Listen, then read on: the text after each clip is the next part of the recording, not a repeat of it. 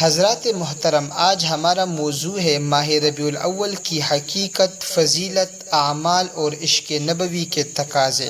سب سے پہلے ہم بات کریں گے ربیع الاول کی حقیقت اور مفہوم کے بارے میں۔ ماہ ربیع الاول اسلامی سال کا تیسرا مہینہ ہے۔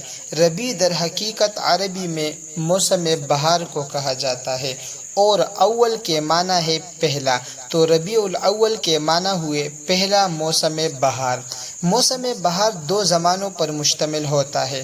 ایک تو اس کا ابتدائی زمانہ جس میں کلیاں اور پھول کھلتے ہیں، اور دوسرا وہ زمانہ جب پھل پک جاتے ہیں۔ پہلے زمانے کو ربیع الاول یعنی پہلا موسم بہار، جبکہ دوسرے زمانے کو ربیع الثانی یعنی دوسرا موسم بہار کہا جاتا ہے۔ یہ دونوں اسلامی مہینے ہیں۔ بعض حضرات کا کہنا ہے کہ جب ان مہینوں کے یہ نام رکھے جا رہے تھے تو اس وقت بہار کے یہی موسم تھے، اور اب چونکہ نام رکھ دیے گئے ہیں اس لیے یہ مہینے چاہے موسم بہار میں آئے یا اس کے علاوہ کسی اور موسم میں، ان کے یہی نام ہوں گے۔ اب بات کریں گے ماہ ربیع الاول کی فضیلت کے بارے میں۔ ماہ ربیع الاول کو یہ عظیم الشان شرف حاصل ہے کہ اس میں سردار دو جہان خاتم النبیین حضرت محمد صلی اللہ علیہ وسلم دنیا میں جلوہ افروز ہوئے، اور اس طرح دنیا کو حضور اقدس صلی اللہ علیہ وسلم کی ذات عالیہ کا نور میسر آیا۔ یہ انسانی تاریخ کا عظیم الشان پرمسرت واقعہ ہے۔ یقیناً یہ شرف اور مقام کسی اور مہینے کو حاصل نہیں، اس لیے اس حیثیت سے ماہ ربیع الاول کو سال بھر کے تمام مہینوں پر فضیلت و فوقیت حاصل ہے۔ اس ماہ مبارک کے لیے یہی عظیم الشان فضیلت و مقام کافی ہے۔ البتہ یہ بات واضح رہنی چاہیے کہ اس مہینے سے متعلق کوئی اور اضافی فضیلت قرآن و سنت سے کہیں ثابت نہیں ہے۔ اب بات کریں گے ماہ ربیع الاول کے اعمال کے بارے میں۔ قرآن و سنت کی روشنی میں اس ماہ مبارک سے متعلق مخصوص اعمال کا کوئی ثبوت نہیں، اس لیے اس ماہ سے متعلق اپنی جانب سے اعمال و عبادات بیان کرنا شریعت میں زیادتی ہے جو کہ ناجائز ہے۔ البتہ اس مہینے میں چونکہ حضور اقدس صلی اللہ علیہ وسلم کی مبارک آمد ہوئی ہے، اس لیے اس حیثیت سے نبی علیہ السلام کے ساتھ اس مہینے کا ایک خاص تعلق ہے۔ اس لیے اس مہینے کی عظمت اور احترام کا تقاضا یہ ہے کہ اس ماہ میں حضور اقدس صلی اللہ علیہ وسلم کی محبت میں گناہوں سے بچنے، عبادات کا اہتمام کرنے، سنت اپنانے اور بدعات سے اجتناب کرنے کا اہتمام بھی بخوبی کیا جانا چاہیے، اور آئندہ کے لیے بھی پختہ عزم کر لینا چاہیے کہ اپنی زندگی حضور اقدس صلی اللہ علیہ وسلم کی تعلیمات کے مطابق بسر کرنی ہے۔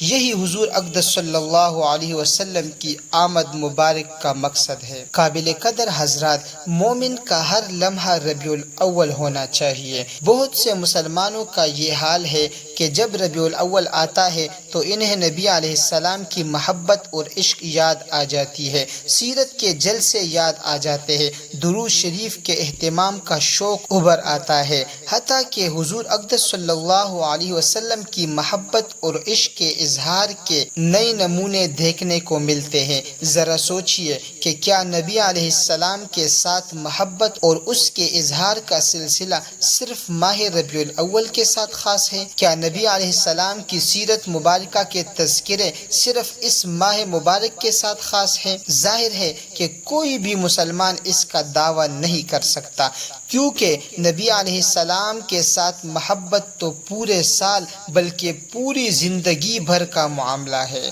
یہ کسی مہینے کے ساتھ خاص نہیں ہے اور نہ ہی چند چیزوں کے ساتھ خاص ہے، بلکہ مومن کی زندگی کا ہر لمحہ ربیع الاول ہے کہ وہ نبی علیہ السلام کی محبت میں زندگی کے ہر معاملے میں نبی علیہ السلام کی تعلیمات کو مد نظر رکھتا ہے۔ ہر وقت اس کی زبان پر نبی علیہ السلام کے مبارک تذکرے ہوتے ہیں۔ وہ زندگی بھر عبادات، معاملات، معاشرت اور اخلاقیات میں نبی علیہ السلام کی سنتوں کا شیدائی ہوتا ہے۔ اس لیے نبی علیہ السلام کی محبت کے تعلق کو ماہ ربیع الاول کے ساتھ خاص کرنا، یہ نبی علیہ السلام کے ساتھ عشق کے تقاضوں اور ان کی تعلیمات کے خلاف ہے، خصوصاً جب کہ حضرات صحابہ کرام رضی اللہ تعالیٰ عنہم اجمعین اور حضرات تابعین کے مبارک زمانوں میں ماہ ربیع الاول سے متعلق کوئی خاص سرگرمی نظر نہیں آتی، اور نہ ہی انہوں نے اس ماہ میں سال کے دیگر مہینوں کی بنسبت خصوصیت کے ساتھ عشق و محبت کے نمونے اپنائے ہیں۔ آئیے اب بات کرتے ہیں ماہ ربیع الاول اور سیرت کے جلسوں کے بارے میں۔ نبی علیہ السلام کے ساتھ ایک مومن کی محبت کا تقاضا یہ ہے کہ زندگی بھر اس کی زبان پر نبی علیہ السلام کے تذکرے ہو۔ ظاہر ہے کہ جس سے محبت ہوتی ہے ہر وقت اسی کا تذکرہ کرتے رہنے میں ایک عاشق صادق کو لطف آتا ہے۔ وہ یہ کیسے گوارا کر سکتا ہے کہ اس کی زبان اور اس کا دل کسی لمحے محبوب کے ذکر اور تصور سے خالی ہو۔ اس لیے نبی علیہ السلام کے تذکرے زندگی بھر ہونے چاہیے، سال بھر ہونے چاہیے۔ نبی علیہ السلام کے تذکروں کو ربیع الاول کے ساتھ خاص کرنا عشق کے تقاضوں کے بھی خلاف ہے اور شریعت کی تعلیمات کے بھی خلاف۔ اس سے سیرت کے ان جلسوں کی حقیقت معلوم ہو جاتی ہے جو صرف اس ماہ ربیع الاول میں منعقد کیے جاتے ہیں اور ان کے لیے یہ مہینہ خاص کیا جاتا ہے۔ حضرات محترم، اب نبی علیہ السلام کے ساتھ عشق کے حقیقی تقاضے بھی سنیے۔ یاد رکھیے کہ عشق کا حقیقی تقاضا یہ ہوتا ہے کہ عاشق اپنے محبوب کی مکمل پیروی کرے، اس کی کامل اطاعت کرے، اس کی اطاعت سے ذرا برابر بھی اعراض نہ کرے۔ یہی حال نبی علیہ السلام کے ساتھ عشق و محبت کا بھی ہے کہ نبی علیہ السلام کے ساتھ محبت کا حقیقی تقاضا یہ ہے کہ نبی علیہ السلام کی محبت اپنے دل میں ساری دنیا کی محبت سے بڑھ کر رکھے۔ اللہ تعالیٰ کے بعد محبت کا حقیقی حق حضور صلی اللہ علیہ وسلم کا ہے، اس لیے اپنی جان، مال، اولاد اور والدین بلکہ سارے جہاں کی محبت سے زیادہ نبی علیہ السلام کی محبت ہمارے دل میں ہونی چاہیے۔ نبی علیہ السلام کی سیرت مبارکہ کا مطالعہ کرے، اس کو ذہن نشین کرے، دل و دماغ و زبان پر نبی علیہ السلام کی سیرت کے تذکرے بسائے اور اس کو سارے جہاں میں عام کرنے کی کوشش کرے، کیونکہ ایک عاشق صادق یہی چاہتا ہے کہ جس طرح وہ اپنے محبوب کا دیوانہ ہے تو سارا جہاں بھی اسی کا دیوانہ ہو جائے۔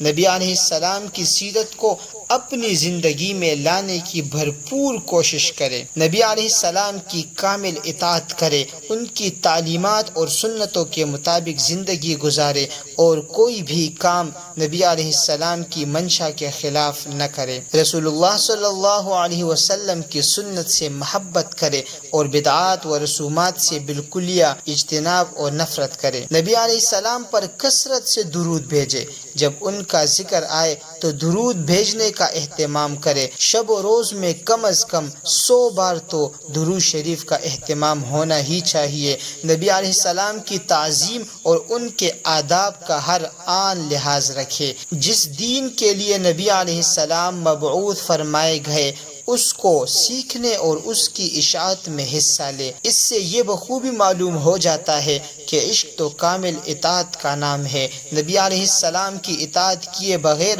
ان کی محبت کا دم بھرنا محض ایک کھوکھلا دعویٰ ہے جو کہ عند اللہ قبولیت نہیں پا سکتا۔ حضور اقدس صلی اللہ علیہ وسلم کے اپنے امتی پر حقوق۔ ایک امتی پر نبی علیہ السلام کے یہی حقوق ہے جو ماقبل میں نبی علیہ السلام کے ساتھ عشق کے حقیقی تقاضے کے تحت بیان ہوئے۔ اس لیے ہر امتی کو ان حقوق کی ادائیگی کی بھرپور فکر کرنی چاہیے۔ ماہ ربیع الاول کے فضائل و برکات حاصل کرنے کا طریقہ۔ ماہ ربیع الاول کے فضائل و برکات حاصل کرنے کا طریقہ یہی ہے کہ ماقبل میں مومن کا ہر لمحہ ربیع الاول ہے اور نبی علیہ السلام کے ساتھ عشق کے حقیقی تقاضے کے عنوان سے جو تفصیلات بیان ہوئی ہے ان کے مطابق عمل کیا جائے۔ یہی نبی علیہ السلام کی محبت کا حق ہے۔ ان تعلیمات پر عمل کیے بغیر محض زبانی باتوں اور دعووں سے اس ماہ کے فضائل و برکات نصیب نہیں ہو سکتے۔ اللہ تعالیٰ سے دعا ہے کہ اللہ تعالیٰ ہمیں صحیح معنی میں نبی علیہ السلام کے ساتھ محبت اور ان کی سنتوں پر پورا عمل کرنے کی توفیق عطا فرمائے۔ وما علینا الا البلاغ المبین۔